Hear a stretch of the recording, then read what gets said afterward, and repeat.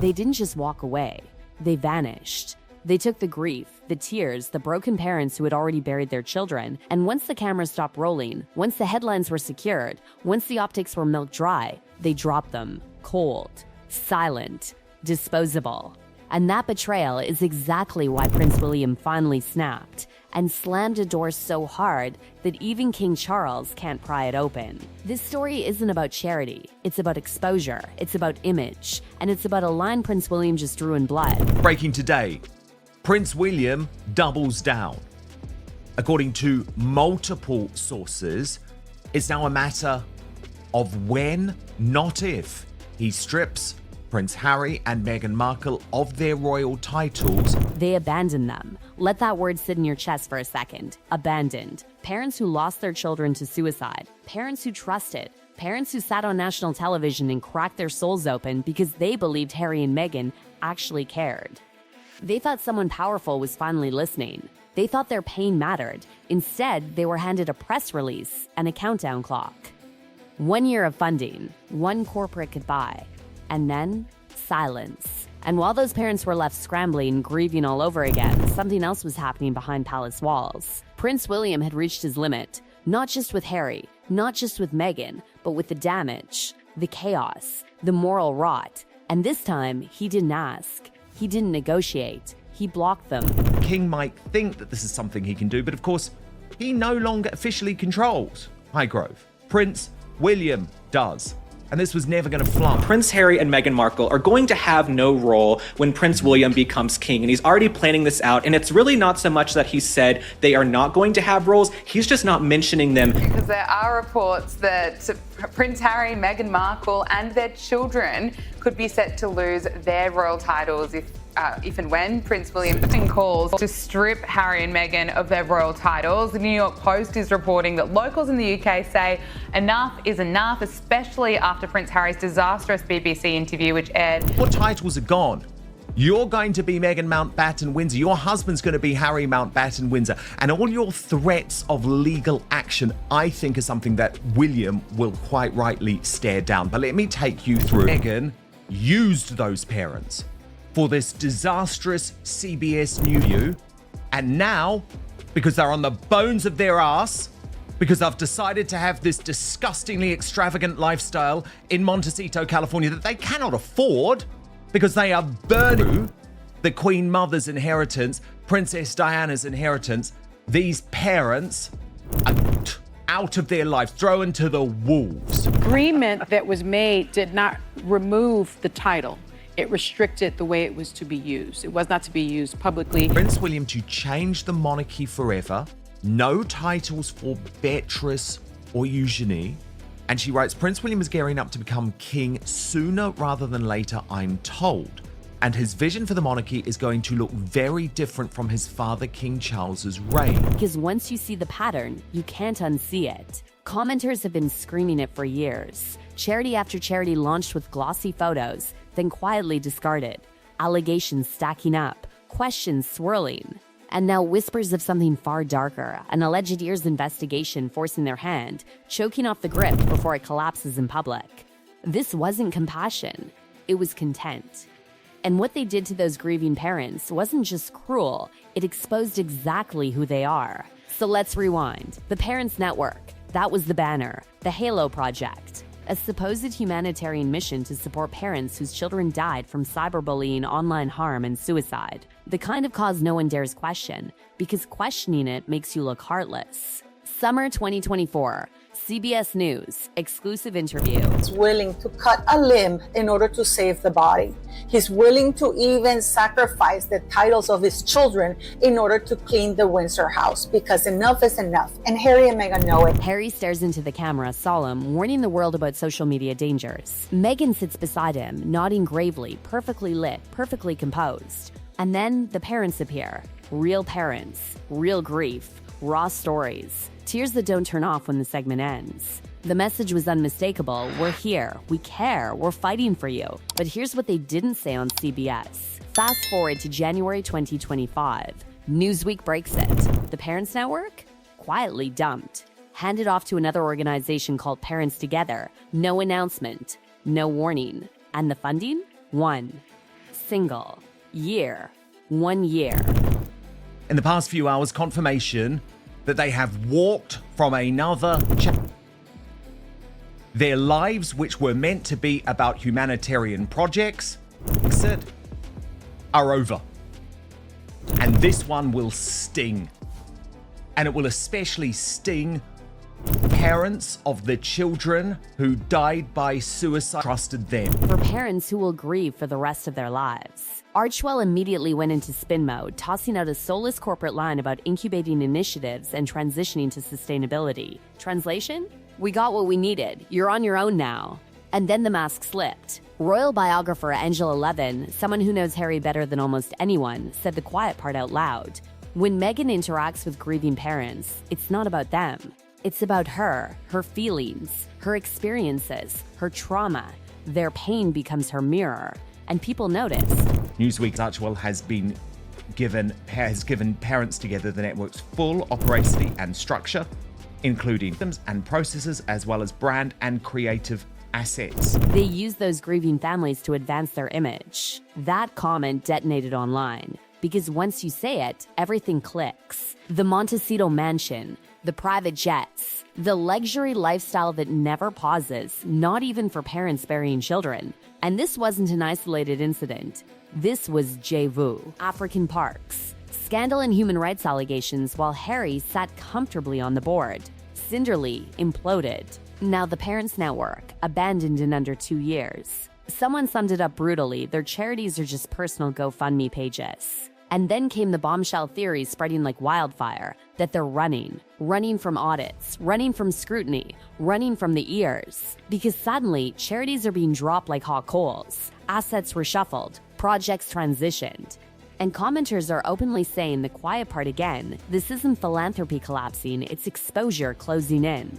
And right on cue, the spin. Archewell sources repeating the same robotic line about established models. But people aren't buying it anymore. The language feels rehearsed, defensive, panicked. Because the truth is uglier. They don't want causes, they want cameras. And the hypocrisy? It's staggering. Meghan's own father lost his leg, amputation. Alone, ignored, no visit, no help, no compassion. But suddenly, she's the face of standing with the wounded at Invictus? People are furious, and they should be. Harry giving mental health advice while visibly spiraling himself. Meghan preaching empathy while ghosting her own family. And yet somehow, they still expect applause. Now here's where everything explodes. While all of this was unfolding, while parents were being quietly discarded, a leak hit the press that shook the monarchy. King Charles, reportedly, was considering offering Harry and Meghan the use of Highgrove. Highgrove, his sanctuary, his soul place, the one space untouched by drama. And that's when Prince William said, absolutely not. Because Highgrove isn't Charles's to give anymore. William controls it now. And according to palace insiders, his answer was immediate, final, non-negotiable. Within hours, the article vanished, scrubbed, deleted, legal letters fired off like warning shots. Because this wasn't reconciliation, it was infiltration. Highgrove sits inside a permanent security bubble, armed police, no-fly zone, panic rooms. Exactly what Harry has been demanding for years. And William saw the trap. Cameras, Netflix footage, another private moment monetized. Even Angela Levin warned it would become documentary fodder. And William wasn't about to let his father's prayer room, the most sacred space Charles has, become a backdrop for the next sympathy tour. So he blocked them, not out of cruelty, out of protection. For his family, for his children, for the crown itself. And this is only the beginning. And this is where the story turns vicious. Because while Prince William was quietly locking doors, Harry was still playing his favorite game: leak, pressure, manipulate. Behind the scenes, King Charles was being pulled in two directions: a sick father, a wounded son, a monarchy bleeding credibility. And Harry knew exactly which nerve to press. Every time Charles hesitated, a story appeared. Every time Charles stayed silent, another source close to the Sussexes spoke up. Every rumor carefully planted to make reconciliation feel inevitable. Harry's strategy is simple: announce something before it happens, loudly, and dare the palace to contradict it. If they don't, people assume it's true. If they do, they look cruel. And it almost worked. Reports started swirling that King Charles was definitely ready to welcome Harry back. That security was nailed on. That Highgrove was practically waiting with the lights on. But then reality punched back. The Times of London dropped a cold surgical correction. No decision made, no approvals granted, no security finalized. Government sources went on record calling the claims exactly what they were, an attempt to manipulate the media into forcing an outcome. That wasn't subtle, that was a public slap. And suddenly, Harry's narrative collapsed. Because here's the truth he never wants spoken out loud. The king cannot order security. He cannot override government protocol. He cannot wave a wand and make Harry's demands come true. Harry knows this, and yet he keeps blaming his father anyway.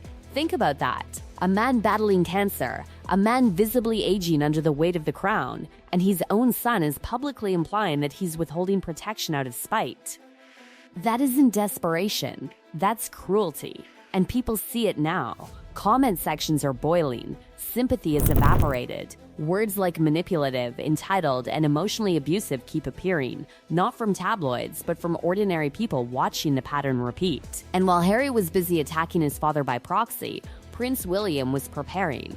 Quietly, deliberately. William brought in a senior crisis management specialist, not to smooth things over, but to brace for impact.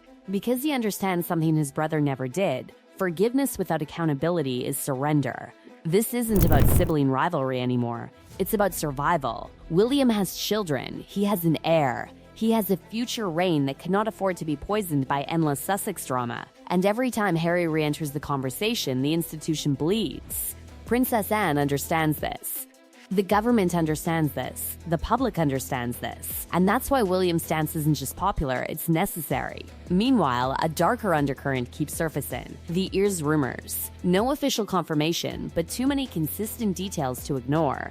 Commenters claiming assets frozen, new charities failing to receive 501c3 approval, projects being dropped abruptly, expenses allegedly ballooning to avoid tax exposure. And suddenly, everything makes sense. The rushed handoffs, the abandoned parents, the desperate need to reconnect with royal legitimacy.